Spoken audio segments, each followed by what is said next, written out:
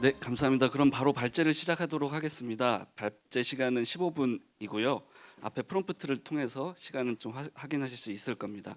첫 번째 발제는 제주도청 김영환 에너지 특보께서 제주의 에너지 전환과 성과를 주제로 발제해 주시겠습니다. 박수로 모시겠습니다. 예, 잘 들리시나요? 예.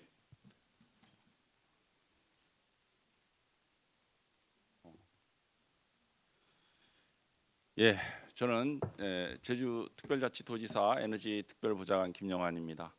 저는 한전에 입사해서 발전소 또 개통운영자 전력거래소에서 근무해서 작년부터 그 오영훈 도지사 에너지보좌관을 하고 있습니다. 15분 안에 1시간 발표 자료를 해야 되기 때문에 제가 엄청나게 빠른 속도로 써온 원고를 읽으면서 설명을 드리겠습니다. 자료는 주최 측에 요청하시면 발표 스크립트와 발표 자료를 받으실 수 있을 것입니다. 제주는 해상 풍력을 중심으로 2035년도까지 탄소 중립을 달성하는 것을 목표로 하고 있습니다. 결코 쉽지 않은 목표 달성을 위해 우리가 함께 고민해야 할 것들에 대해서 말씀드리고자 합니다. 우리나라 주변 해역에 가장 우수한 풍황 자원을 가진 곳이 바로 제주입니다. 고정식 풍력 개발로 10기가와트까지 부유식까지 확대한다면 그 개발 가능 용량은 무궁무진이라 할 수 있겠습니다.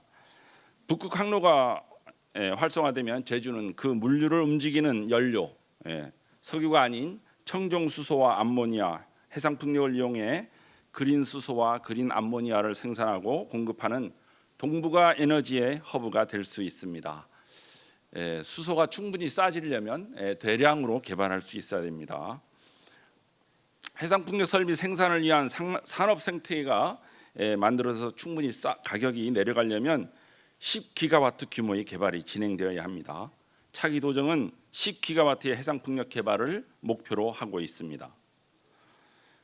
해상 풍력 설비 생산을 위한 하지만 수십만 평을 요구하는 공장 부지 문제로 풍력 공장은 제주보다는 남해안에 제주에는 해상 풍력을 조립하고 설치하는 데 필요한 배후 항만으로 추진할 필요성이 있고, 배후 항만은 향후 해상 풍력의 유지 정비에도 필요한 항만이 될 것입니다. 우리나라 해상 풍력 프로젝트를 보면 육지로부터의 거리와 수심에 따라서 해상 풍력 발전 원가는 대체로 킬로와트당 300원에서 500원 수준으로 우리나라 전기요금의 1.5배 내지 2배에 달하고 있습니다. 해상 풍력 발전 원가는 대규모 개발과 산업화로 낮춰가면 되지만 재생에너지로의 전환은 재생에너지가 생산한 전력을 어떻게 잘 소비하느냐에 달려 있습니다. 탄소 중립 분산화, 재생에너지로의 전환의 핵심 키워드는 시간, 장소, 책임입니다. 지금까지는 전통적인 발전기가 전력 소비에 맞춰서 전력을 공급해 주었다면 앞으로는 재생에너지가 전기를 생산하는 시간에 전력 소비 시간을 맞추는 지혜가 필요하다는 것입니다. 두 번째는 재생에너지는 전통 전원 대비 송전 투자비가 5배나 많이 들다 보니 가급적이면 재생에너지가 있는 장소에서 전력 소비가 이루어져야 한다는 것입니다. 세 번째는 재생에너지 분산화에 따른 전력 공급의 책임. 아까 최소 운영 발전기 이 문제입니다. 또 송전선로의 이중화, 이런 책임이 국가에서 지방 정부로 또는 소비 주체 자신으로 분산되고 공급 신뢰도가 충분히 재생에너지에 맞는 사실상 낮아질 수밖에 없다는 것입니다. 현재 재생에너지 발전 비중 24%인 제주에서의 초과 발전은 봄, 가을 낮 시간에 발생하고 있지만 향후 해상 풍력이 증가하면 새벽 시간에도 발생할 것이고, 재생에너지 비중이 40% 수준이 되면 봄, 가을 초과 발전은 24시간 일상이 될 것이고 5, 60% 수준이 되면 겨울에도 초과 발전이 일상이 될 것입니다. 초과 발전으로 재생에너지가 생산한 전력을 저장했다가 사용하는 비용을 발전 원가로 산정해 보면 작년 그 동복에 준공된 ESS의 그 저장 비용이 킬로와트 아워당 170원입니다.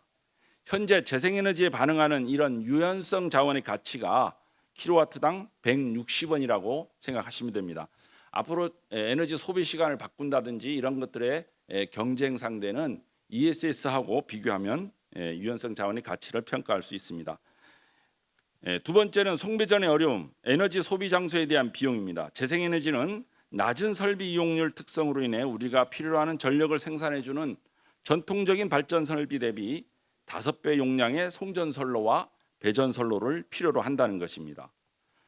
정부와 한전은 대규모 서해, 호남권 해상풍력 단지들에서 생산한 전력을 해저 케이블을 통해 수도권으로 직접 공급하는 에너지 고속도로를 추진하고 있습니다. 2기가와트급 4개 선로 총 8기가와트의 사업비 11조 5천억 원입니다. 우리가 이제 2033년까지 호남 지역에 개발될 해상 풍력은 48.5기가와트. 우리 제주도 당선자가 말하는 제주 해역의 10기가와트, 약 60기가와트의 해상 풍력 단지가 이 에너지 고속도로에 연계될 예정이지만 아까 얼마나 했습니까? 8기가와트. 또 기존의 3, 4, 5 송전망까지 합쳐봐야 16기가와트의 이 에너지 고속도로하고 기존 송전망을 합쳐도 3분의 1밖에 안 된다는 겁니다. 우리나라는 해상풍력 개발자가 송전망 연계점이 있는 곳까지 부담하는 비교적 가벼운 경부담 원칙을 적용하고 있지만 이제 이재명 정부는 접속 비용을 더욱 줄여주기 위해서 공통 접속점을 바다에 신설하여 부담을 줄여주려고 하고 있습니다. 전력 공급의 책임은 국가 삶으로서 좋은 품질의 전기를 값싸고 안정적으로 공급하는 것이 우리 국가의 목표입니다. 전력 품질과 설비 고장에 대한 안정성을 유지하기 위해 예비 발전기를 운영하고 또 송전선로를 이중으로 운영하고 있습니다. 그러나 재생에너지 중심에서는 이중선로나 발전 예비력을 운영한다는 것은 더 이상 비용 효율적이지 않습니다. 병원과 주택에 공급하는 전력 품질과 신뢰도가 같을 필요가 없다는 것입니다. 집에서 냉장고와 세탁기에 공급되는 전기 신뢰도가 같을 필요가 없기 때문에 이제 전력 공급의 안정성에 대한 책임이 국가에서 지방으로 더 나아가 소비자 주체로 옮아갈 수밖에 없다는 것입니다. 우리는 매시간 1인당 1.2kW의 전력을 소비하고 있습니다. 1인당. 제주의 평균 전력은 약 74만 kW 수준입니다. 지난해 풍력 태양광 총 설비 용량 120만 kW로 제주의 전체 사용량의 24.3%를 공급하였고 전통적인 발전기 92만 kW 용량으로 전체 비중 45%, 제주 육지간 연계선으로 31%를 공급하였습니다. 현재 우리 제주는 재생에너지 출력 재원과 초과 발전이 약 5년 가까이 이어지고 있고 재생에너지 비중을 더 이상 늘리지 못하고 있습니다. 제주도는 재생에너지 7기가와트를 개발하여 이거는 오영훈 도정에서의 목표입니다. 2035년까지 탄소 중립을 달성하겠다고 선언했습니다. 그러려면 이 평균 전력 사용량의 거의 5배에 달하는 풍력 태양광이 발전한 전력을 우리가 마치 출퇴근 시간에 교통 혼잡처럼 몰리지 않고 분산해서 24시간 송배전망에서 잘 흐를 수 있게 하는 것이 앞으로의 중요한 과제입니다. 재생에너지 초과 발전이 발생하면서 기후부와 한전은 제주 지역 전 변전소를 개통관리 변전소로 지정하여 재생에너지 추가 접속을 불허하다가 이재명 정부가 들어서서 얼마 전 타운홀 미팅에서 제주 지역 개통관리 변전소를 해제한다고 발표했습니다. 기후부가 개통관리 변전소를 해제하겠다는 발표는 이제 배전망에서도 재생에너지에 유연한 접속 방안을 마련하겠다는 것입니다. 태양광 발전량을 일시적으로 제어하거나 저장 장치를 설치하면 배전선로를 유연하게 운영할 수 있고 재생에너지에 반응하는 수요 유연성 자원을 운영하면 더 많은 재생에너지원을 연계할 수 있습니다.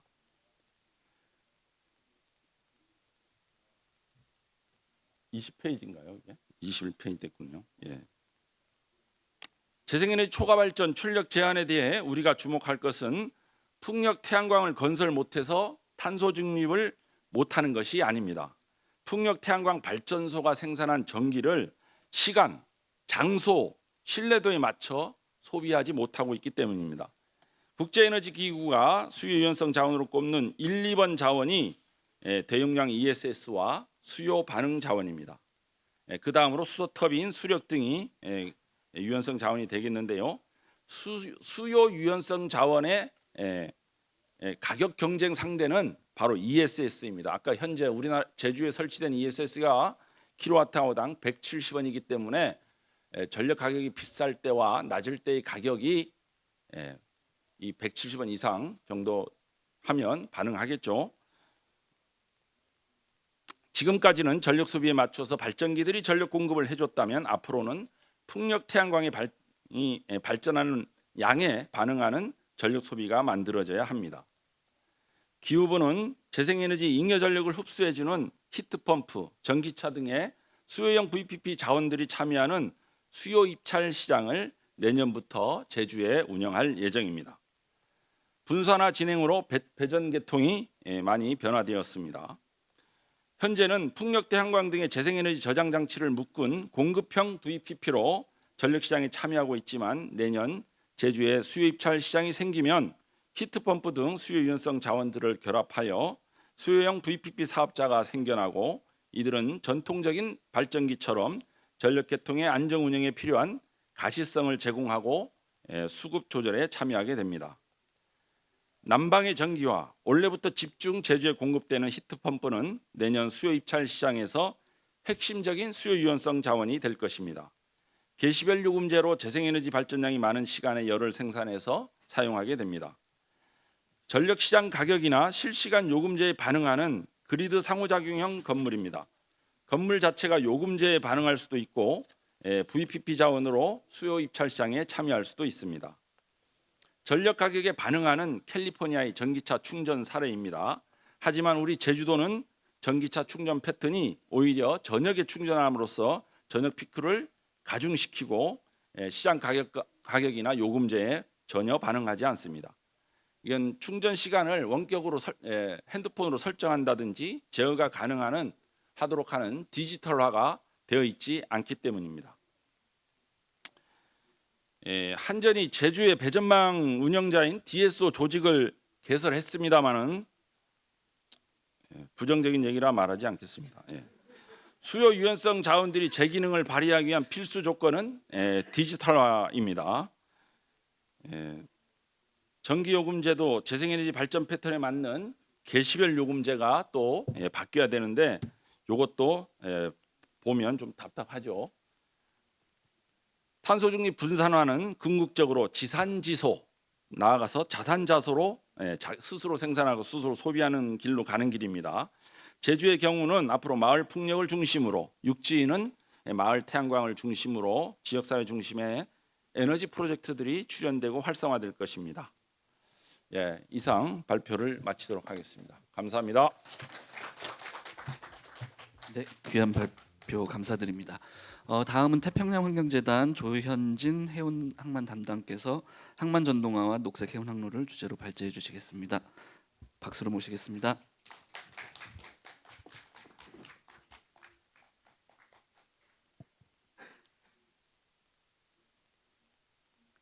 네, 안녕하세요. 전 퍼시픽 인바이러먼트의 조현진이라고 합니다. 오늘은 재생에너지 허브로서의 항만 그리고 항만 정기화를 통한 항만 탈탄소에 대해 말씀드리고자 합니다.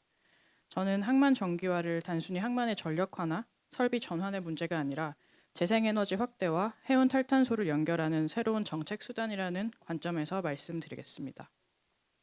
오늘 발표는 이와 같이 크게 6파트로 구성이 되고요. 네, 왜 지금 항만인가라고 물었을 때 저희는 재생에너지, 해운, 항만 등 3가지 거대한 흐름이 교차하는 전략적 지점에 항만이 위치하고 있기 때문이라고 말씀드리고 싶습니다. 글로벌 탄소 중립 항만을 선도하기 위해서 항만 간의 경쟁이 가속화되고 있고 해양수산부 또한 탄소 중립 항만 정책을 발표하였고 각 항만별로 탄소 중립 전략을 추진하고 있습니다. 그리고 녹색 공급망 대응을 위해서 아리백을 달성해야 하는 글로벌 화주들이 항만에서 재생에너지 기반 서비스를 요구하기 시작했습니다. 그리고 미래 연료와 에너지 허브 확장입니다. 즉 탄소 중립 항만, 녹색 공급망 대응을 위해 항만은 이제 단순한 물류 거점을 넘어서 에너지를 생산하고 공급하는 공간으로 전환되고 있습니다.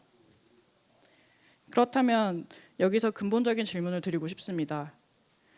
현재 많은 항만들이 장비를 전동화하거나 AMP를 도입하는 등 항만을 정기화하고 있지만 과연 정기화 자체가 항만의 탈탄소라고 할 수 있을까요?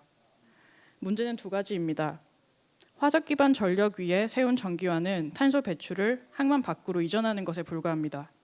즉, 웰투웨이크 관점에서 실질 감축 효과가 제한적입니다.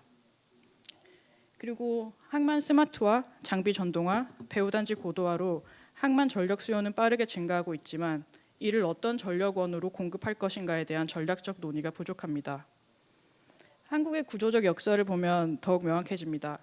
현재 정부에서는 재생에너지 공급 계획을 강력하게 추진하고 있지만 2024년 기준 한국은 10.54%의 재생에너지 발전 비중으로 OECD 최하위권이었습니다. 반면 제주에서는 연간 200회 가까이 풍력을 강제로 꺼야 했고 호남권은 개통 포화로 신규 접속이 제한되어 있었습니다. 즉, 재생에너지가 풍부함에도 이것을 제대로 사용하지 못하는 지역이 있고 항만과 같이 전력이 필요한 곳은 화석 전력을 써야 하는 이런 현실이 나눠져 있었던 것입니다. 그래서 저희는 항만이 재생에너지의 전략적 수요처가 될 수 있다고 말씀드리고 싶습니다. 간단히 해운 항만 탈탄소에 대한 글로벌 동향을 살펴보겠습니다. 해운 항만 분야 탈탄소는 글로벌 규제는 빠르게 강화되고 있습니다.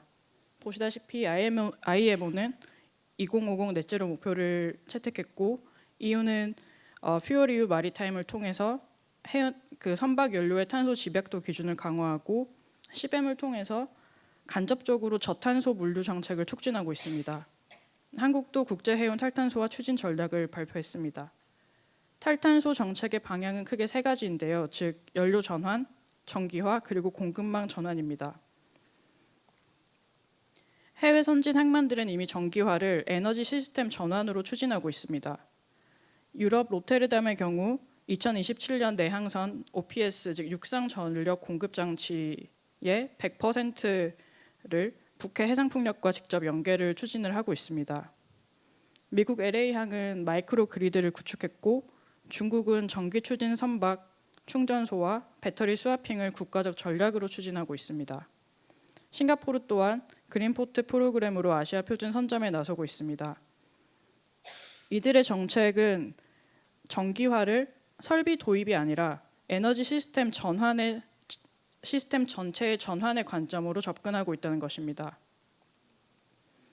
녹색 해운 항로 또한 급속히 확산되고 있습니다. 부산과 울산은 미국 시애틀 타코마항과 녹색 해운 항로를 추진 중이고 상하이항은 전기 추진 선박과 충전 인프라 확산을 병행하고 있습니다. 그리고 녹색 해운 항로 구축 협력도 강화하고 있습니다. 즉 항만 간 탈탄소, 정기화, 스마트화를 위한 경쟁은 이미 진행되고 있습니다. 한국도 보시다시피 산업계 영국의 정부 그리고 항만에서 탈탄소를 향해서 움직이고 있습니다. 하지만 문제는 이들이 연결되어 있지 않다는 것입니다. 즉 각각은 열심히 움직이고 있지만 재생에너지 정책과 항만 정책, 해운 정책이 하나의 전략으로 묶이지 않고 있습니다. 이들에 대해서 저희는 5가지 제약 요인을 꼽아봤는데요. 중요한 것은 앞서 말씀해 주셨던 것처럼 한전 중심의 전력 계획 구조, 그리고 항만이 재생에너지를 우선 활용한다는 것에 대한 어떤 법과 제도적 공백, 그리고 재생에너지를 항만에서 사용할 때 터미널사와 간 연결되는 그 아리백 인증 등의 제도적 한계, 그리고 지금 제주와 호남권의 재생에너지와 항만 간 탈탄소 정책을 연계하는 그런 관점의 부족이 제도적 한계라고 볼 수 있습니다. 이 병목들을 해소하기 위해서 항만을 에너지 인프라로 인식하고 재생에너지 정책과 항만 정책을 연결하며 전기 선박 중심 녹색 항로와 에너지 전환을 함께 설계하는 것이 필요합니다. 그렇게 갈 때 제주는 카본 프리 아일랜드를 실현할 수 있고 해운 항만의 넷제로 또한 가속화될 수 있습니다. 이를 위해 저희는 4가지 축의 정책 재원 방향을 제시하고자 합니다. 첫째는 법제도 정비인데요. 먼저 현재 항만법상의 저탄소 항만이라는 워딩이 들어가 있는데 이를 탄소 중립 항만으로 좀 더 법제화하는 것이 필요하고 아리백 PPA 제도의 개선도 필요합니다. 그리고 항만의 전력 수요 조사와 인프라 로드맵을 수립하고 재생에너지, ESS, 개통을 혼합한 마이크로 그리드를 구축하는 등 전력 인프라와 그리드 개선이 필요합니다. 그리고 해양수산부, 기후에너지환경부, 한전, 항만공사, 민간 등이 연계한 통합 거버넌스 체제가 필요합니다. 그리고 마지막으로 연안 해운을 NDC 수송 부문 독립 항목으로 설정하고 전기 추진 선박 등 친환경 선박의 전환 목표를 명시하는 등 NDC 측면에서의 강화가 필요합니다. 이러한 변화가 실현되면 각 주체에게 어떠한 가치가 돌아갈지를 정리해 보면 다음과 같습니다. 항만도시는 재생에너지 출력 제한을 수익으로 전환하고 국가 실증 거점을 선점할 수 있습니다. 항만공사는 탄소 중립 선언을 실행으로 전환하고 아리백 달성을 통해 글로벌 화주를 유치할 수 있습니다. 조선 해운산업 또한 국내 실증 레퍼런스를 통해 아시아 수출 경쟁력을 높일 수 있고 정부는 친환경 해운 선도국으로 포지셔닝 할 수 있습니다.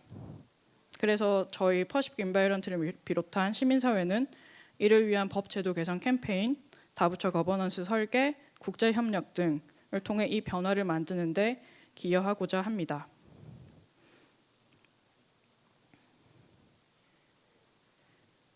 재생에너지 기반 항만 정규화를 위해 전기 선박을 중심으로 3단계의 실증 모델을 제안을 해보고자 하는데요.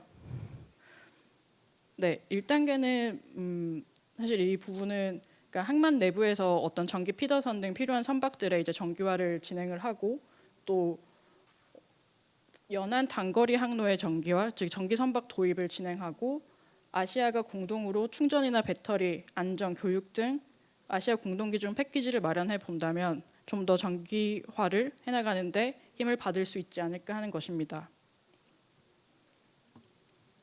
네, 그리고 마지막으로 저희가 여기에서 말씀드리고 있는 제주에 대해서 말씀을 드리고자 합니다.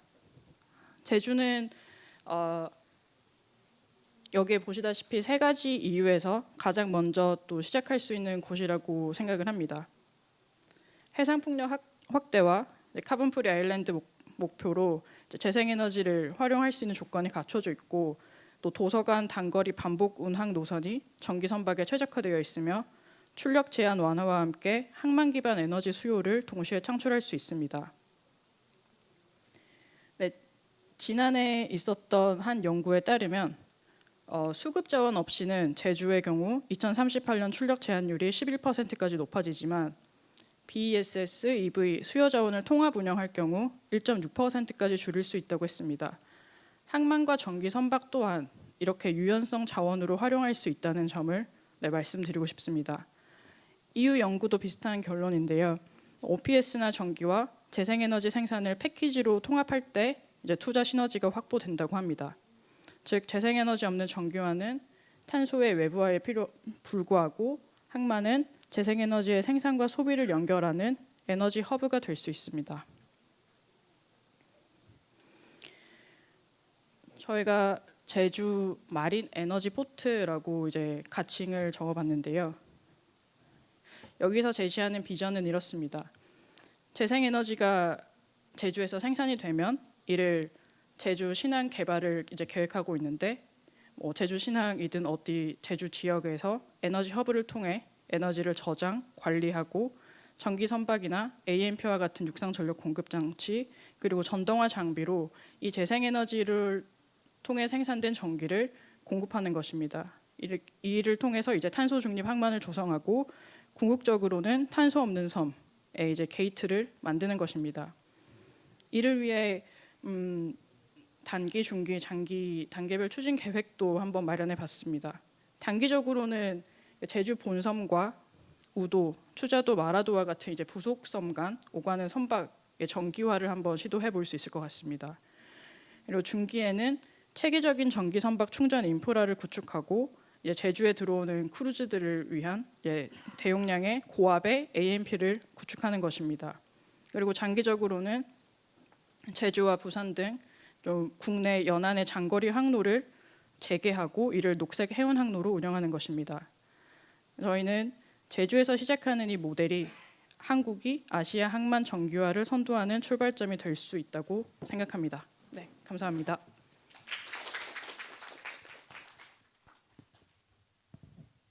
네, 감사합니다.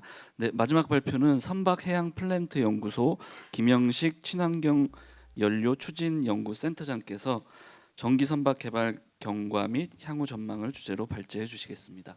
네, 박수로 모시겠습니다. 네, 반갑습니다. 방금 소개받은 선박해양플랜트 연구소의 김영식입니다.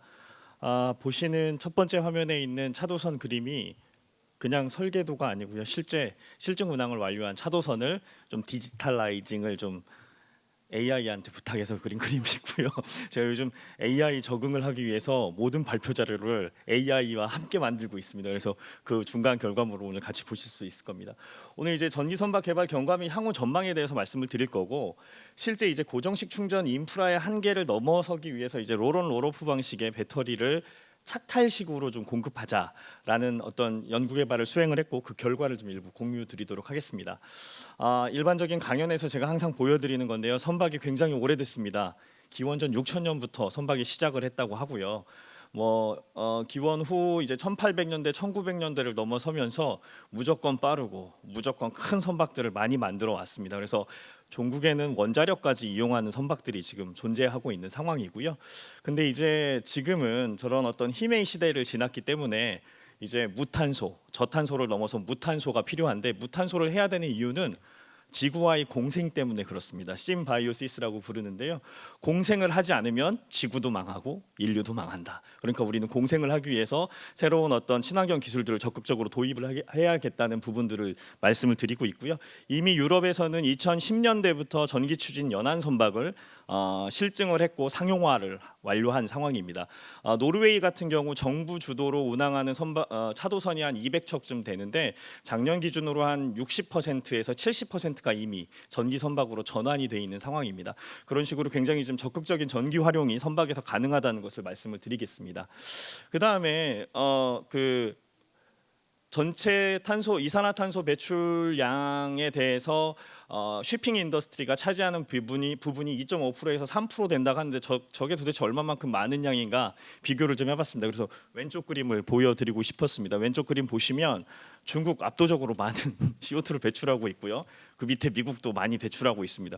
근데 쉬핑은 한 6위 정도 돼요. 일본 다음으로 쉬핑 인더스트리가 배출하는 이산화탄소량이 그만큼 많다는 거고요. 우리나라도 산업화가 많이 이루어졌지만 우리나라는 11위에 불과합니다. 결국에는 쉬핑 인더스트리가 배출하고 있는 이산화탄소가 일개 국가보다도 많은 어떤 탄소를 배출하고 있기 때문에 우리가 저거는 당연히 관리해야 되는 어떤 항목으로 보시는 게 당연하다는 말씀을 좀 드리고 싶었고요.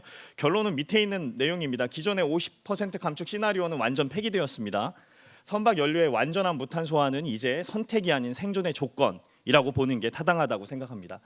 자, 그러면 전기 선박이 데이터가 많지 않아요. 그래서 전기 선박의 이점이 뭔가 좀 볼 때 가장 가까운 산업군이 전기 자동차입니다. 그래서 전기 자동차 산업을 좀 봤을 때 빨간색으로 되어 있는 좌측, 주황색으로 되어 있는 좌측 그림과 오른쪽이죠. 주황색으로 되어 있는 오른쪽 그림과 녹색으로 되어 있는 좌측 그림을 사진을 먼저 비교해 보시면, 지금 파워트레인, 자동차의 파워트레인 내부를 차체를 빼놓고 보여드리고 있는 상황입니다. 보시는 것처럼 내연기관을 사용하는 자동차하고 전기 시스템을 사용하는 자동차하고 봤을 때 부품 개수가 거의 167개에서 35개로 확연하게 줄어듭니다. 그래서 유지 보수해야 되는 포인트도 적고요. 그만큼 또 자동차 시스템을 가볍게 만드는 것도 가능하고, 물론 배터리 때문에 좀 무거워지긴 하지만요. 이런 관점에서 이제 좀 유지 보수 비용이 굉장히 적게 든다는 것이 이제 막 결과로서 도출이 되고 있는 상황이고요. 에너지 효율 관점에서도 내연기관은 아무리 뭘 해도 실제 100% 화석 연료를 정제해서 자동차에 넣어서 디젤로 떼서 우리가 자동차를 움직일 때 에너지는 20% 정도밖에 달리는데 사용을 못합니다. 근데 전기 자동차는 동일한 과정을 거치더라도 실제 100% 화석 연료를 전기로 전환을 하고 그걸 충전해서 달릴 때 40%까지 에너지를 쓸 수 있기 때문에 그만큼 에너지를 적게 쓸 수 있다는 거 말씀을 드릴 수 있겠습니다.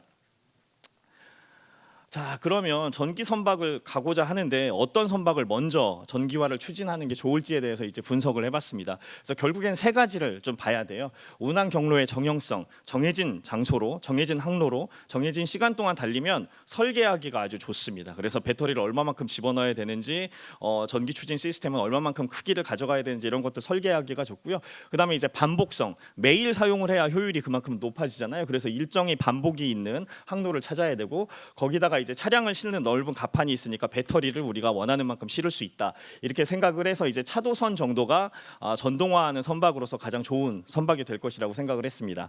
근데 이제 한국에선 문제가 있습니다. 유럽에서는 항만에 들어오면 정해진 항만에 정해진 배가 들어오거든요. 근데 우리나라 항만은 저 오른쪽 상단에 사진에 보시는 것처럼 목포 북항에 있는 북항을 찍은 사진인데요.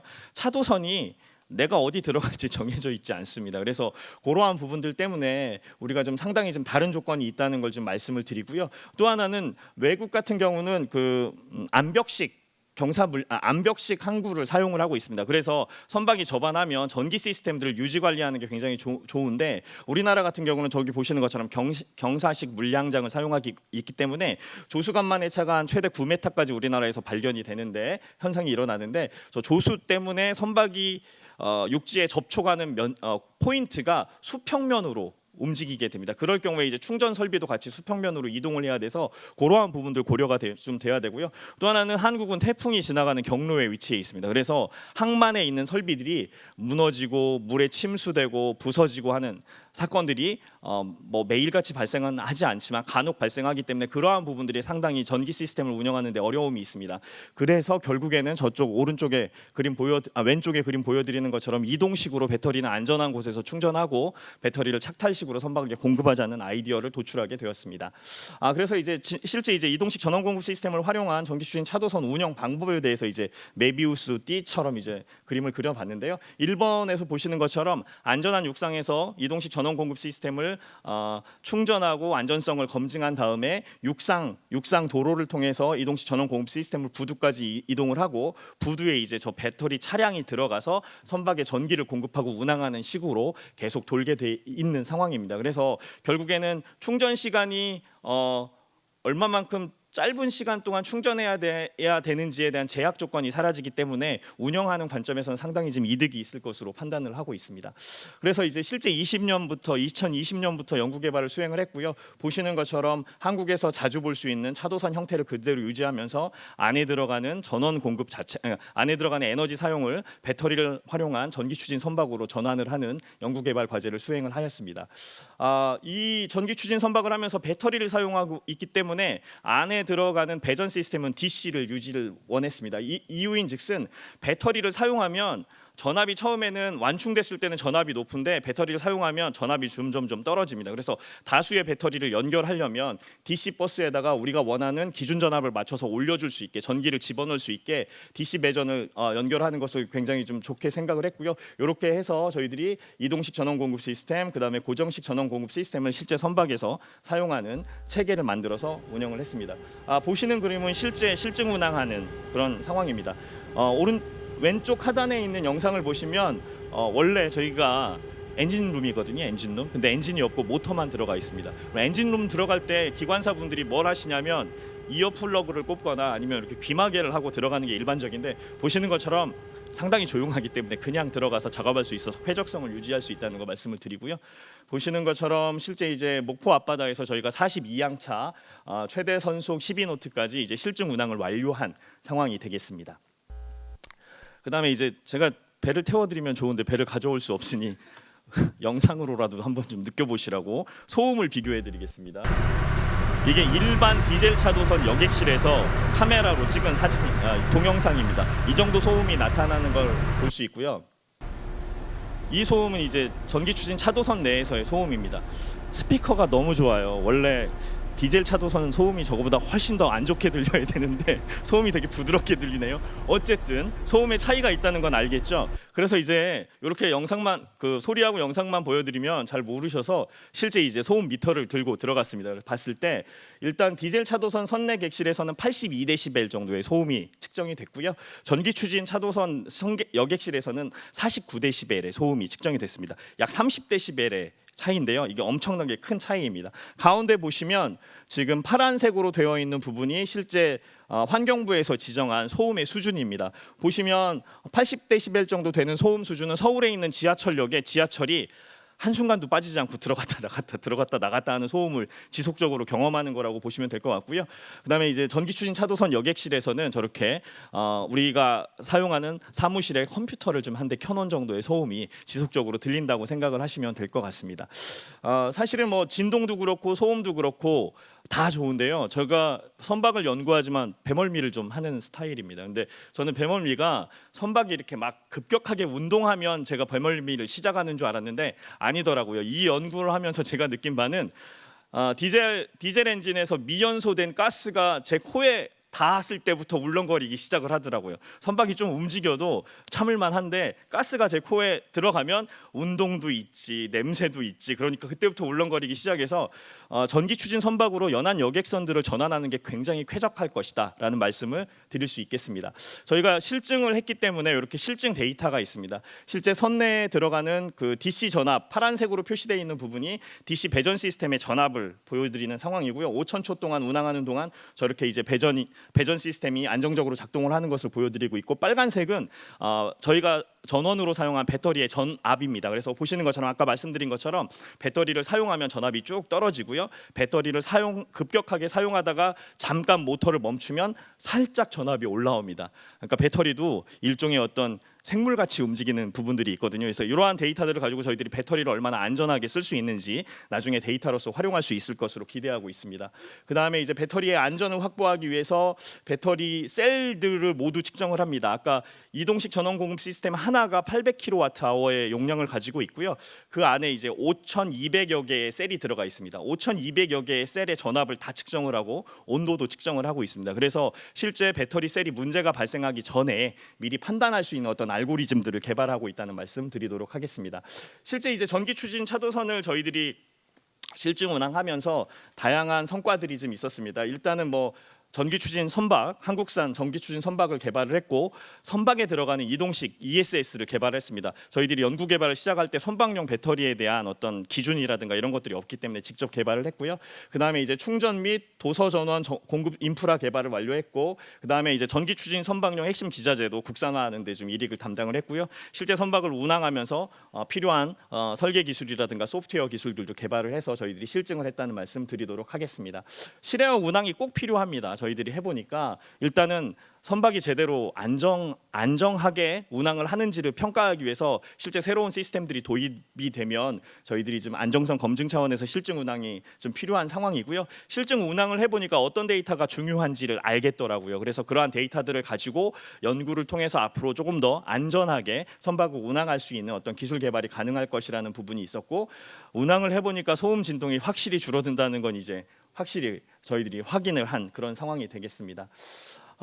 일단은 앞으로 녹색 해운항로에 전기 추진 선박이 투입될 수 있는 어떤 기술적인 백그라운드는 우리가 좀 어느 정도는 확보를 한 게 아닌가라는 생각을 갖고 있어서 녹색 해운항로에 직접 들어갔으면 좋겠다는 생각이 있고요.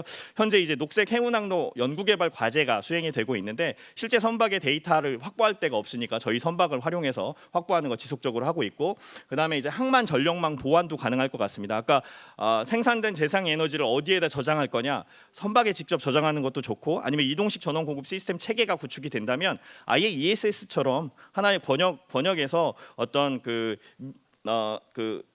출력 변화를 완화할 수 있는 시스템으로 활용할 수 있는 부분들도 있을 것 같고요. 아까 보셨다시피 전기 추진 차도선은 현재 존재하고 뒤에 있는 이동식 전원 공급 시스템이 20피트 컨테이너 안에 배터리 시스템을 만들어 놨는데, 20피트 컨테이너 안에 들어가는 연료 전지가 됐든 아니면 뭐 암모니아 엔진 발전기가 됐든 다양한 종류의 친환경 어떤 에너지원들을 우리가 생각하고 있는 표준 플랫폼에 맞춰서 가지고 들어오면 바로 선박에서 실증할 수 있는 부분들도 활용이 가능할 것 같아서 미래 에너지 테스트 베드로서 활용이 가능하다는 말씀 드리겠습니다. 저도 마지막으로 제주에 왔으니까 제주가 왜 전기 선박과 관련해서 중요한가라는 생각을 했을 때, 일단 풍력 에너지가 넘쳐나잖아요. 출력 제한도 이루어지고, 이러한 부분들을 선박에서 사용할 수 있는 방법을 빨리 개발을 하고 실증할 수 있는 부분이 필요하지 않나라는 생각이 듭니다. 요소에서 개발된 기술들은 경제성이 조금 떨어지긴 하지만 기술은 어느 정도 완성이 되어 있습니다. 근데 이걸 묶어가지고 하나의 어떤 뭐라 할까요? 사업 모델로서 가능성이 있는지 없는지에 대한 판단은 제 생각에는 지자체에서는 이런 실증 프로젝트를 합시다라고 주장을 해주시고 중앙정부는 그러한 프로젝트가 유효한지에 대해서 검토하고 재정적 지원도 하고 또한 어떤 정책적인 어떤 제도 같은 것들을 개선하는 역할들을 나누어서 한다면 충분히 무탄소항의 테스트베드로서 제주를 활용할 수 있는 기회가 있을 것으로 생각을 하고 있습니다. 네, 이상으로 발표 마치겠습니다. 감사합니다. 네, 감사합니다. 네, 주제 발표는 모두 청해 들었고요. 이제부터는 패널 토론을 시작하도록 하겠습니다. 좌장으로는 퍼시픽 인바이러먼트 강현주 아시아 캠페인 국장께서 수고해 주시겠습니다. 네, 좌장과 발표 토론자분들 모두 스테이지로 모시도록 하겠습니다.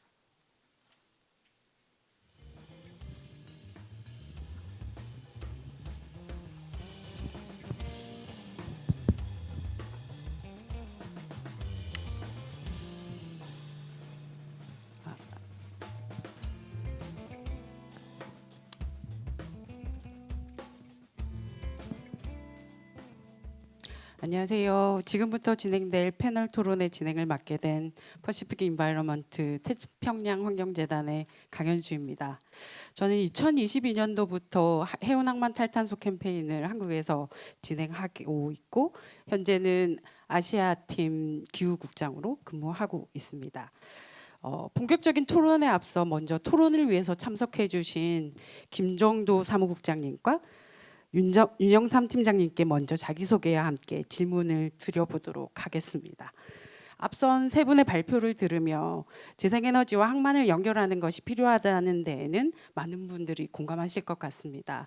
핵심은 단순히 재생에너지가 중요하다가 아니라 지역의 재생에너지를 확대해야 되고 그 출력 제한 문제를 어떻게 해결할 것인가, 그리고 그것을 항만의 전기와 어떻게 연결할 수 있을 것인가, 그리고 방금 센터장님 말씀하신 것처럼 그것을 전기 선박이나 다른 산업에 연결할 수 있는 천정 연료를 만들 수 있는 수급안이 될 수 있을 것인가, 마지막으로 이것이 지역 경제와 해운 탈탄소와에 어떻게 연결될 것인가까지 문제가 될 수 있을 것 같은데요. 이 연결고리를 실제 정책과 사업으로 어떻게 구현할 것인가가 사실 저희가 지금 가장 고민하고 있는 부분이기도 합니다. 두 분께서는 진행된 발표 내용들을 들으시면서 항만의 탈탄소와 재생에너지의 연결을 위해서 현재 가장 시급하게 해결해야 될 과제가 뭐라고 생각하시는지 두 분께 그 질문 먼저 드리도록 하겠습니다. 네, 윤영삼 팀장님 먼저 말씀해 주시면 감사하겠습니다. 그냥 말씀하시면 돼요. 네, 반갑습니다. 전라남도 해상풍력사업팀장 윤영삼입니다. 반갑습니다. 저는 전라남도 전국에서 유일한 조직입니다. 해상풍력 산업과가 있는 조직은 전국에 아무데도 없거든요. 근데 저희는 전라남도 해상풍력 산업과를 만들면서 대한민국 해상풍력의 중심지라고 생각을 하고 이 업무를 추진하고 있습니다. 이제 재생에너지 분야지만 제가 하고 있는 분야가 해상풍력이다 보니 그것에 포커스를 맞춰서 좀 말씀을 드리고 싶습니다. 제주도의 에너지정책부장님도 말씀하셨지만 핵심은 어떻게 보면은 보급인 것 같습니다. 재생에너지 보급인 것 같습니다. 보급의 핵심은 해결해야 될 첫 번째는 개통의 문제인 것 같습니다. 저는 비유를 그렇게 자주 합니다. 공공주택 개발 사업과 개통의 문제를 연결해서 저는 비교를 많이 하는데요. 아파트 공급 계획이 분양 계획은 떴습니다. 근데 시공도 있고 나중에 입주 시기도 정해져 있습니다. 근데 막상 시공을 하려 했더니 그 기간 내에 입주를 보장할 수가 없는 상황입니다. 태양광도 마찬가지고 해상풍력도 마찬가지입니다. 발전 허가는 다 받았고 개통도 이미 선점을 해놨습니다. 그런데 실제적으로 개통은 그 시기 안에 준공을 할 수가 없습니다. 보급이 안 되는 것이죠. 재생에너지는 개발에 중점이 있었습니다. 보급은 어떻게 보면 후순위가 됐다고 봐야 될까요? 계획은 있으나 실제적으로 추진하기가 어려운 상황입니다. 사실 어제도 제가 그 3, 4호 변전소 때문에 주민들과 간담을 하고 위원회 회의를 좀 참석을 했었습니다. 지금까지 5차례 4년간 회의를 했는데 다시 어제 원점으로 돌아간 느낌이었습니다. 그만큼 송문 변전 시설 자체의 건립이 주민들의 수용성을 담보하기가 어렵습니다. 특히나 이제 저희가 잠깐 이제 제가 자료를 보면서 한번 말씀을 드리겠습니다. 전라남도가 지금 11차 송변전 계획 보면 그것에 맞춰서 그 예정대로 달성이 되더라도 34년이 되어야 지금 개통이 해소가 되는 상황입니다. 자체적으로 분석을 했을 때요. 특히나 저희 전남 같은 경우는 해상 풍력이 지금 올해 100메가를 지금 달성해 있는 상태인데요. 30년이 되면 그 10배인 1.3기가가 보급이 됩니다. 그리고 31년이 되면 저희 계획상으로는 13기가가 그때 당시에는 보급이 됩니다. 그러면은 이 속도를 맞춰가는 개통 건립이 굉장히 어렵다는 것을 누구나 체감을 하실 수가 있습니다. 그래서 저희 전남에서도 지금 이 개통을 해소하기 위해서 나름대로 대책을 수립을 하고 또 중앙 정부와 한전과도 긴밀히 소통을 하고 있지만은 지자체의 역량만으로는 해결할 수 없습니다. 특히나 아까 서두에도 말씀드렸지만 주민들의 수용성 관계는 굉장히 어려운 부분입니다. 한전에서 자체적으로 그 모든 민원과 갈등 조정 관리를 한다는 것은 한계점에 봉착해 있고요. 실제로 그래서 지금 아까 정책부장님도 말씀하셨지만 해상 풍력 같은 경우는 해상에서 접속 설비를 만드는 것을 민간의 영역으로 열어두기도 했습니다. 그런데 실제적으로 그 비용 자체가 뭐 조 단위 규모이기 때문에 민간에서 먼저 선부담하기는 상당히 어려운 상황입니다. 그래서 한전에서 선부담해서 그 계획을 구체화시키고 있는 상황이고요. HVDC 같은 경우에도 그 11차 계획상으로는 34년, 36년 이렇게 되어 있습니다. 그러면 실제적으로 개통이 필요한 시점보다는 한 4, 5년의 갭이 발생을 하게 됩니다. 현재 상황으로 봐서요. 그렇다면 보좌님께서 아까 말씀하셨지만 전남에서도 생각하는 게 지산지소가 아닌 자산자소의 개념을 저희들도 생각을 하고 있거든요. 그래서 에너지 다소비 산업에 대한 유치가 적극적으로 좀 검토돼야 될 것 같습니다. 정부 차원에서도 대기업 차원에서도 재생에너지를 찾아서 내려가고는 있는데 전력 개통을 확보를 하는 것에 대해서는 상당한 의구심을 갖고 있는 게 현실입니다. 뭐 여러 보도상으로도 뭐 보셔서 이제 말씀드릴 수 있겠지만 SK와 삼성이 반도체 공장을 전남 쪽에 건립을 계획을 하고 있는데요. 실제적으로 재생에너지의 개발 계획은 있고 개발 단지도 있습니다. 그런데 개통의 문제는 굉장히 어려운 상황입니다. 그래서 그 전력 수요자가 그 개통을 어느 정도는 부담을 해야 되지 않겠냐 이런 취지를 저희들도 좀 논리를 개발 중에 있습니다. 그래서 정부와 한전 그다음 지자체가 특별한 관심을 가지고 개통의 해소를 통해서 자산 자소의 형태를 띌 수 있는 PPA 직접 PPA를 통해서 들어올 수 있는 여건들을 좀 대폭적으로 지원을 해서 해소를 한다면 한 2, 3년 내에는 일정 규모 이상은 개통의 소화가 가능할 것이라 보고요.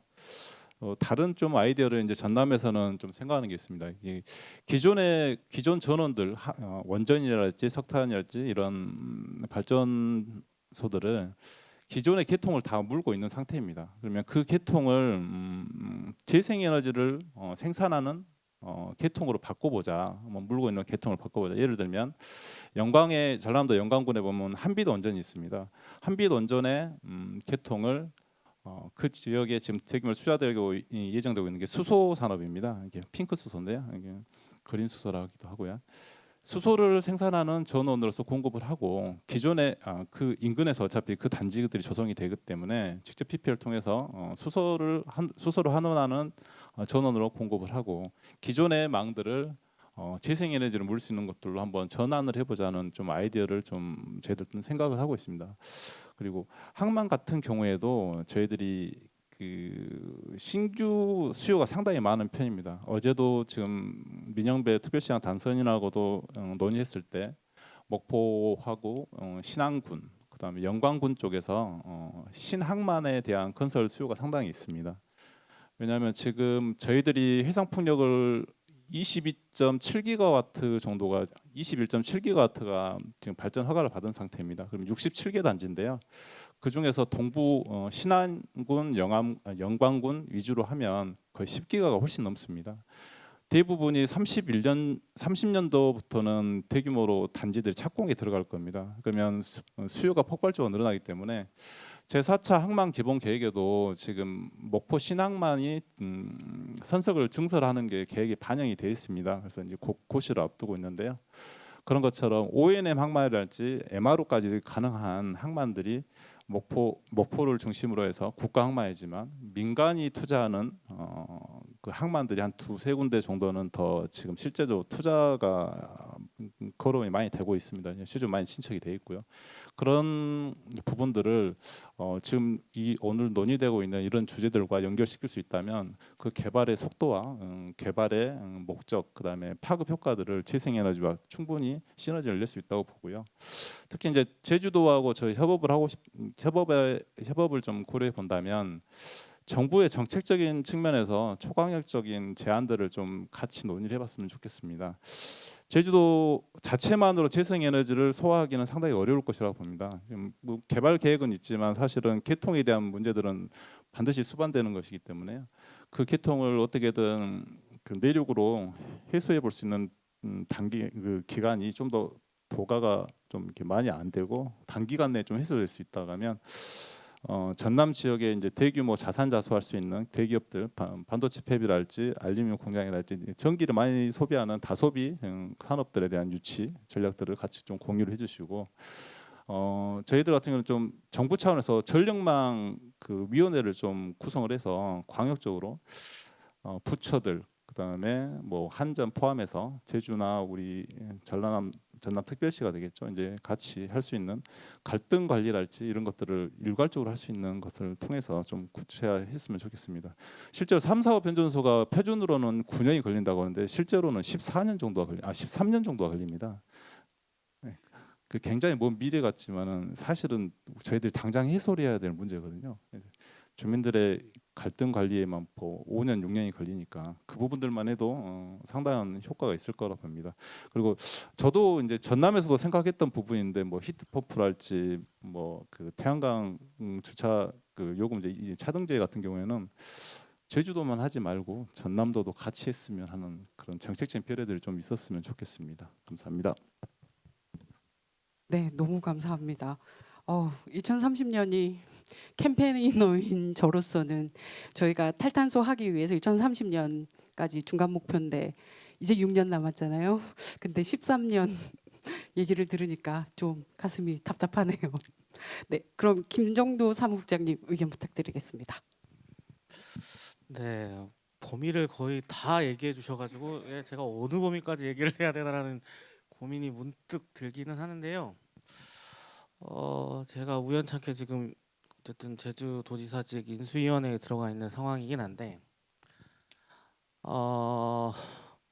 일단은 내용적으로 봤을 때는 많이 바뀔 것 같습니다. 일단은 현 오영훈 도지사님께서 해왔던 내용의 플러스 알파가 좀 더 되는 내용들이 좀 진전이 될 것 같고요.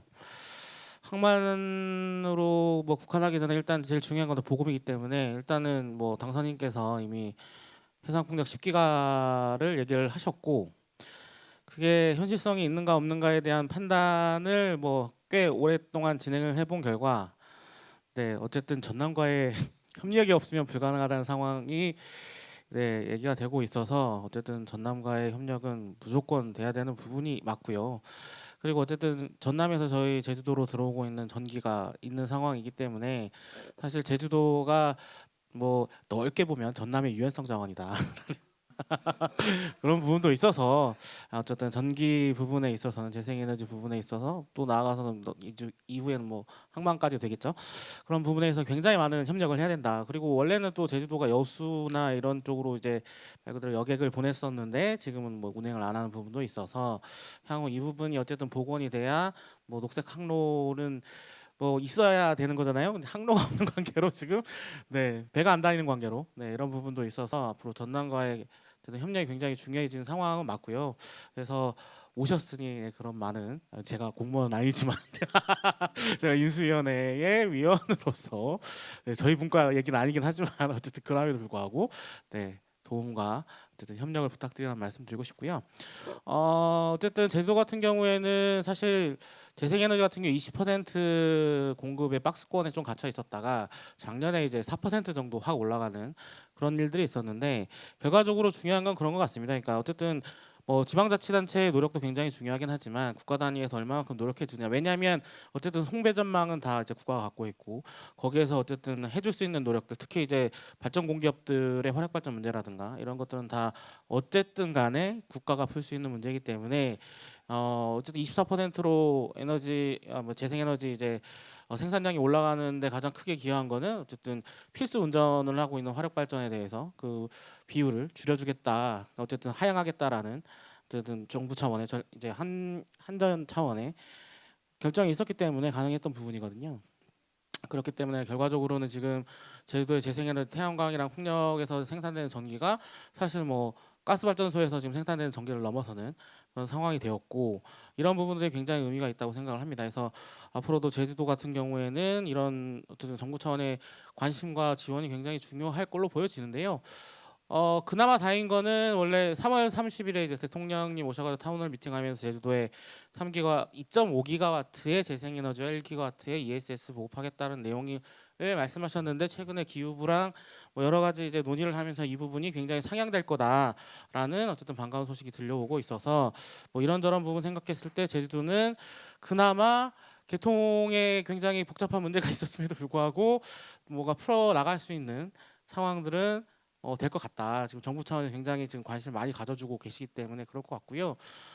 제주도 같은 경우에는 또 이제 아리백 부분에 있어서 마을 단위로 어쨌든 마을을 자립하는, 제가 아리백으로 자립하는 부분을 지금 굉장히 강조하고 계시고 당선인께서 또 이거를 좀 더 확대해서 뭐 산단까지 연결시키는 것도 지금 계속적으로 강조하고 계셔서 어쨌든 이런 부분에 있어서의 뭐 수요처 부분도 이제 어쨌든 최대한 마련을 해보려고 하고 있고 그리고 항만으로도 들어가게 되면 전기 선박 같은 경우에 제주도에서 계속 추진을 해왔었어요. 사실 어선 중심이긴 했지만 소형 어선 선박으로 하고 있었는데 오늘 내용 들어보니까 이거는 여객으로 했어야 되겠구나.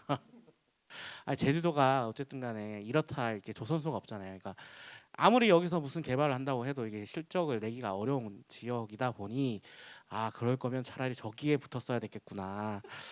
그러면은 여수의 항로가 없어지지 않고 거기를 뭐 테스트베드를 삼든 뭐든 하면서 뭔가라도 해볼 수 있는 여지가 있었겠구나라는 거를 깨닫게 되는 아주 좋은 시간이었고요. 이런 부분에 있어서는 연구소 차원이 됐든 아무튼 이제 또 전남에서 오셨으니까 관련해서 한 삼각 편대를 좀 이뤄서 해보는 것도 괜찮겠다는 생각 들고요. 일단 신항만으로 넘어가야 되는데 제도 이제 신항만이 이제 현 제주항을 확장하는 형태로 신항 계획이 들어가게 되는데요. 뭐 일단은 신항 계획 관련해서 지역사회 굉장히 여러 가지 논란이 있다는 점 차치하고 어쨌든 에너지적인 측면만 얘기를 드리면 일단 신항 같은 경우에 지자치계 좀 많은 상업지구를 갖고 있어요. 그래서 이게 어쨌든 BC를 높이기 위한 고육지책이었을 거라 생각합니다.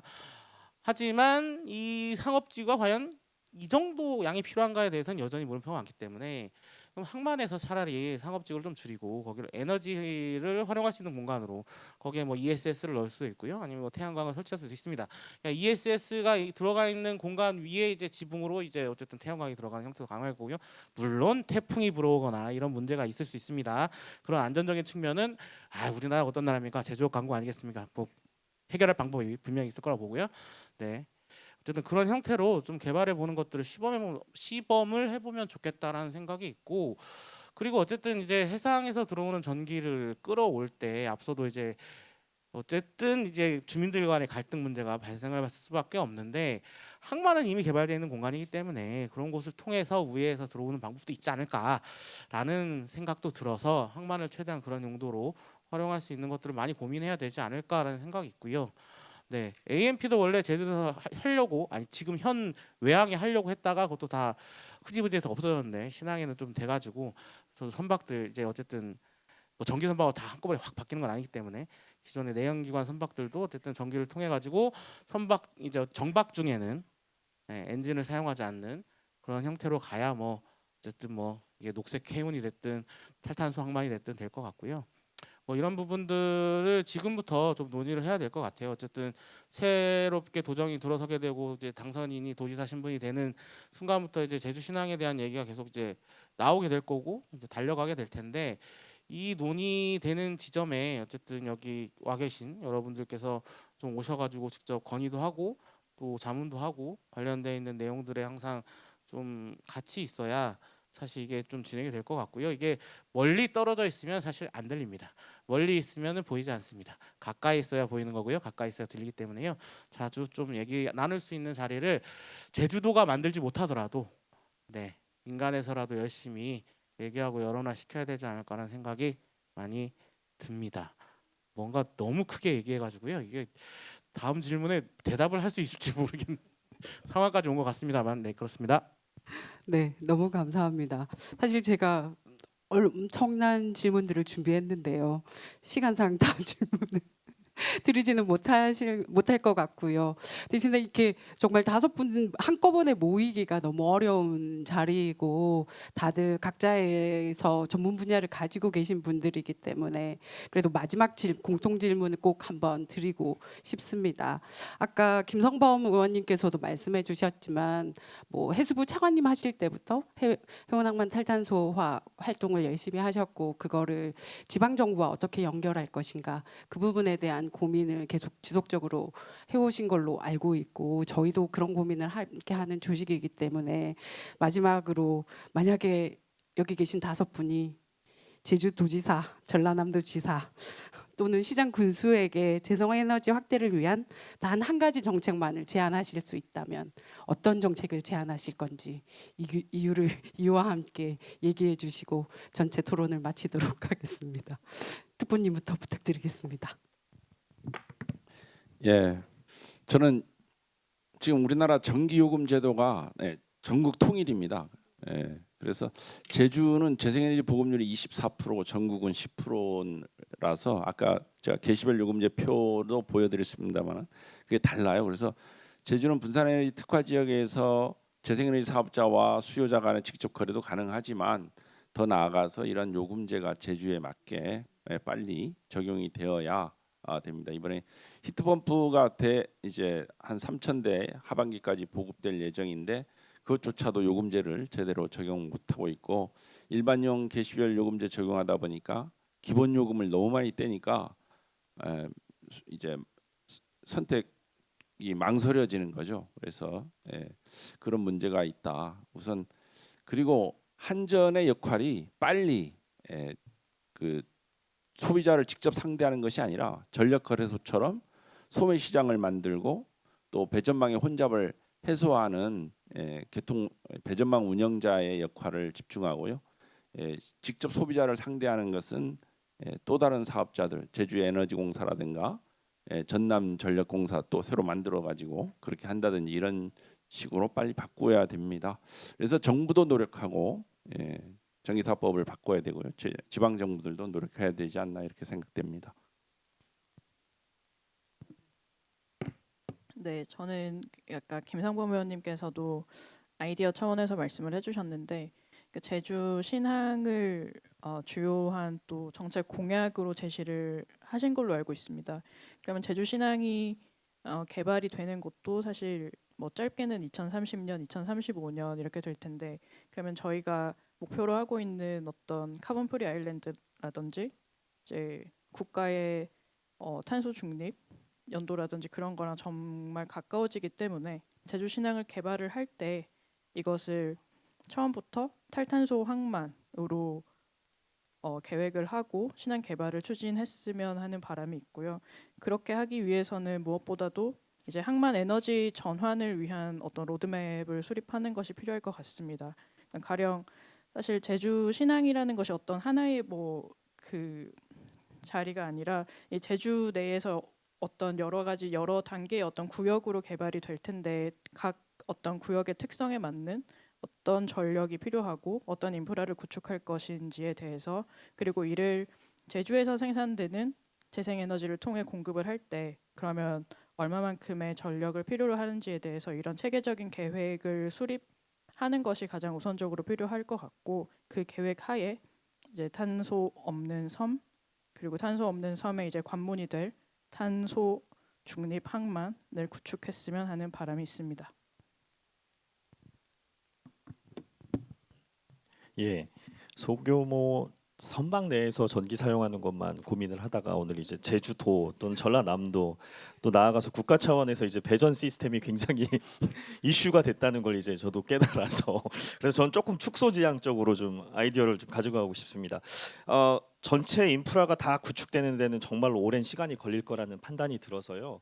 그럼에도 불구하고 기술적인 실증이나 이런 것들이 먼저 눈에 보여져야 어떤 국민적인 어떤 소통도 가능할 것 같고 가능성도 좀 어느 정도 그 뭐랄까 오차가 적은 범위 내에서 저희들이 좀 추정할 수 있을 거라는 생각이 들어서 제주도, 전남 뭐 이렇게 좀 전국을 확대하는 것보다는 항만 자체를 좀 스마트 그리드 형태로 소형 그리드 형태로 가고 그 주요한 에너지 소스를 재생 에너지를 적극적으로 활용하는 차원으로 가고 그다음에 이제 뭐 좋은 관계를 아까 전남하고 이제 제주하고 만들다고 하셨으니까 제 입장에서는 저도 이제 곧 9월 달부터 이제 목포에서 근무를 하거든요. 그래서 목포와 제주를 그러니까 연안 녹색 해운 항로를 지정을 하고 특정한 항구 2개를 지정을 해서 그 항구 자체를 어떤 재생에너지 기반의 스마트 그리드화 하면서 그 안에서 움직이는 선박들을 전동화하는 것들을 실증을 좀 해보는 게 오히려 좀 필요하지 않을까. 그러니까 좀 가만히 들어보니까 이거 배전 시스템 완성될 때까지 기다리면 아무것도 안 되는 상황이 될 것 같아서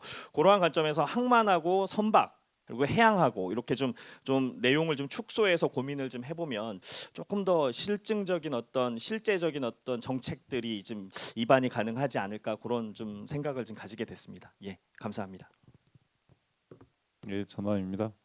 그 전남에서는 대통령께서도 말씀하셨고 저희 당선인도 공약하셨던 것처럼 대통령께서는 알리백 산단 전국 제1호를 전남권에 지정을 해주시겠다 말씀하셨기 때문에 그 특별법이 조속히 통과가 되고 전남의 솔라시도라는 지역이 알리백 산단으로 지정이 돼서 보로스 굉장히 많은 시군들이 알리백 산단 지정해 주려고 난리거든요 저희들은. 그래서 그런 체계들이 제도적인 것들이 뒷받침되고 그다음에 그 정부에서 말씀하셨던 것들이 이행이 되면 거기다 또 전남 지역은 전역이 다 분산 특구로 지정이 돼 있거든요. 그래서 그런 부분들이 실현이 가능하지 않을까 싶고 저희들 자체적으로는 그 제주의 그 조례가 특별시법이 사실 에너지 분야는 그대로 전라남도 특별시법에 반영이 돼 있습니다. 거의 유사한 형태로. 제주도가 만약에 그 테스트베드 역할을 한다 하면 그것에 대해서 실증의 효과를 확산시킬 수 있는 것이 전남이거든요. 사실상 제도적으로 거의 유사하게 형성이 돼 있기 때문에 그런 부분들을 제주도와 교감을 통해서 시너지를 낼 수 있도록 테스트에서 끝나는 게 아니고 확산할 때는 전남을 그 대상주로 한번 고려를 했으면 하는 그런 방향성을 한번 제시를 해보겠습니다. 네.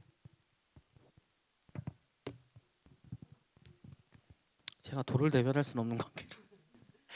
네, 일단 내용적으로는 당연히 다 옳으신 말씀이고 아마 고려하고 계시겠죠? 당선인께서도 고려하고 계실 거고요.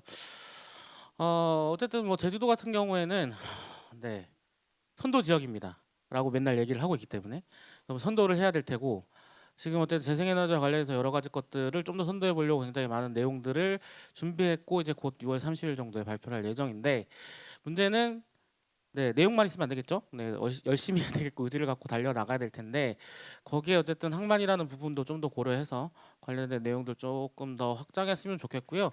어쨌든 제주도에 굉장히 많은 재생에너지가 들어와야 되기 때문에 유연성 자원 필요하고 수요 자원 필요합니다. 근데 수요 자원에 대해서 어쨌든 고민이 필요한 상황에 어쨌든 대규모 항만이라든가 아니면 뭐 공항 시설이라든가 등등해서 이런 대규모 국가 인프라를 활용 안 할 이유가 없죠. 당연히 아리백으로 하게 되면 그에 따라 가지고 굉장히 많은 수요 자원이 확보되는 거기 때문에 이런 부분 당연히 고민을 해야 되고 제주도도 역시 뭐 MRO니 뭐 지금 굉장히 많이 고민하고 있거든요. 항만 활용해 가지고 뭔가 계속 해보려고 하고 있습니다. 그러니까 어쨌든 항만에 들어가는 전력 수요는 계속 증가할 것이고 그걸 어떻게든 재생에너지 활용하는 것이 전반적으로 봤을 때 산업 발전이 됐든 에너지의 어쨌든 전환이 됐든 여러 부분에 있어서 굉장히 중요한 역할을 할 것 같다는 생각이 있어서 아마 제주도가 지금 굉장히 제주도도 그렇고 네. 네, 지금 당선인도 굉장히 많은 고민하고 계실 거라고 생각합니다. 그래서 6월 30일 이후에 나오는 공약 이제 백서 나오면 그에 대해서 아마 내용들이 있을 테니까 그에 관련해서 좀 많이 그 이후로도 이런 내용들 논의하고 실행하고 또 거기에 또 이제 도움과 관심과 협력을 다하는 그런 좋은 관계가 계속되기를 바라면서 제 말씀 마치도록 하겠습니다. 네, 감사합니다. 출사표 내시면 제가 캠프에 참여할 테니 5분 혹시라도 출사표 내시면 연락 주시면 감사하겠습니다. 긴 시간 5분 함께 해주셔서 너무 감사드리고 청중분들도 너무 감사드리고요. 저희가 시간이 조금 오버된 관계로 여기서 바로 마치도록 하겠습니다. 감사합니다.